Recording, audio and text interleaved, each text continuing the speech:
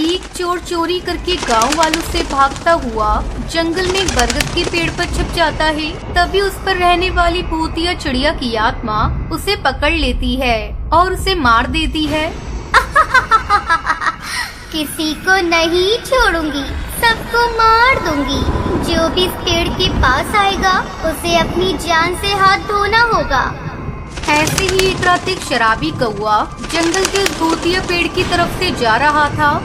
मैं घूमता चलूं, आगे चलूं, पीछे चलूं, घूमता चलूं, आसमान के ऊपर चलूं या घर चलूं। वाह, कब से मैं किसी शिकार की तलाश में थी। आजा आजा, अब मैं तुझे आराम की नींद सुलाऊंगी, वो भी हमेशा हमेशा के लिए। तभी वो उसके सामने आ जाती है। ये देखकर कालू कौवा डर जाता है। तब तक आप लोग कमेंट में बताएं 50 - 20 कितने होते हैं।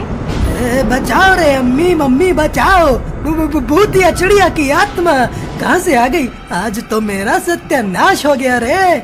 भूतिया चिड़िया की आत्मा उस पेड़ की टहनियों से शराबी को पेड़ के अंदर खींच लेती है, जिससे पेड़ बहुत बड़ा विशाल हो गया था। अब गांव वाले जंगल के उस रास्ते से जाना बंद कर देते हैं। पूरे गांव में बरगद की भूतिया चिड़िया की आत्मा का हल्ला हो गया था। पक्षी रात को क्या दिन में भी उधर जाने से डरते थे। एक रात दूसरे गांव से कबूतर किसान अपने खेतों से वापस आ रहा था। अरे वाह, इतना बड़ा विशाल पेड़ मैंने तो आज तक नहीं देखा। रोज इसकी टहनियों को काट कर बेचूंगा तो मेरा गुजारा आराम से हो जाएगा। ऐसा बोलकर बंटी कबूतर बरगद की टहनी को काटता है तो जोर से किसी की डरावनी चिल्लाने की आवाज आती है। अरे ओ ना समझ बेवकूफ पक्षी, तेरी इतनी हिम्मत हो गई कि तू मुझे काटे। इतनी औकात हो गई तेरी, अब देख तुझे कच्चा चबाकर खा जाऊंगी। जैसे ही वो उसे मारने के लिए बाहर आती है तभी उसे जोर का झटका लगता है, क्योंकि बंटी कबूतर ने पवित्र धागा बांध रखा था। और ये देखकर वो अपनी जान बचाकर वहाँ से भाग जाता है और दौड़ता हुआ मुखिया जी के पास जाता है। मुखिया जी, मुझे बचा लीजिए। आज तो मैं भाग्य से बच गया, वरना तो भूतिया चिड़िया की आत्मा मुझे आज कच्चा ही चबाने की बात कर रही थी। अरे पहले तुम शांत हो जाओ, क्या हुआ मुझे बताओ, कौन सी भूतिया चिड़िया की आत्मा? बंटी कबूतर सारी घटना मुखिया जी को बता देता है। ओह, अब समझ आया। इसलिए उस बरगद के पेड़ से गुजरने वाली सभी पक्षी गायब हो रहे और वो पेड़ बहुत ही विशाल और मजबूत हो गया है। मुखिया गांव वालों के साथ मिलकर गांव के जिगर पापा के पास जाते हैं और उन्हें सारी बात बताते हैं। बाबा जी, अब आप ही कुछ कीजिए, कुछ तो रास्ता निकालिए, वरना इसी तरीके से पूरा गांव समाप्त हो जाएगा।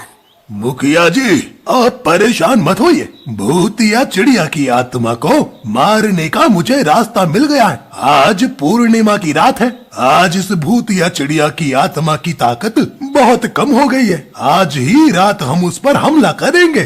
फिर सभी पक्षी बाबा के साथ भूतिया बरगद के पेड़ के पास पहुंच जाते हैं।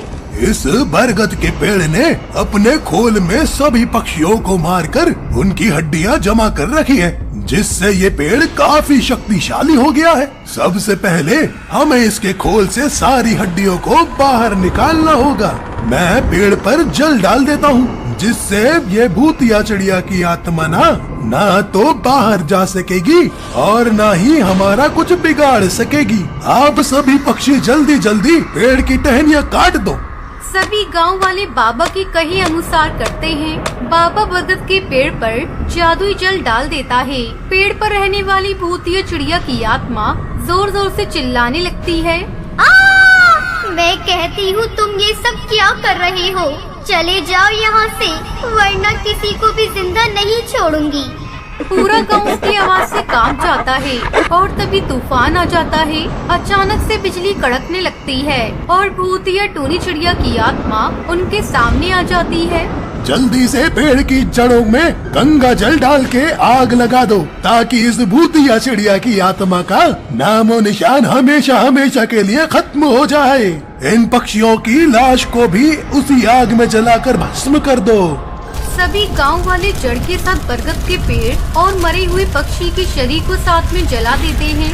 बचाओ, अरे कोई बचाओ, मुझे छोड़ दो, मुझे जाने दो, मैं यहाँ से वापस चली जाऊंगी, कभी इस गांव में वापस नहीं आऊंगी। अरे मर गई रे, बचाओ बचाओ कोई मुझे। भूतिया टूनी चिड़िया की आत्मा की जोर जोर से चिल्लाने की आवाज जंगल में आने लगती है। वो चिल्लाती चिल्लाती मर जाती है और गांव वाले बरगद की भूतिया चिड़िया की आत्मा से मुक्त हो जाते हैं।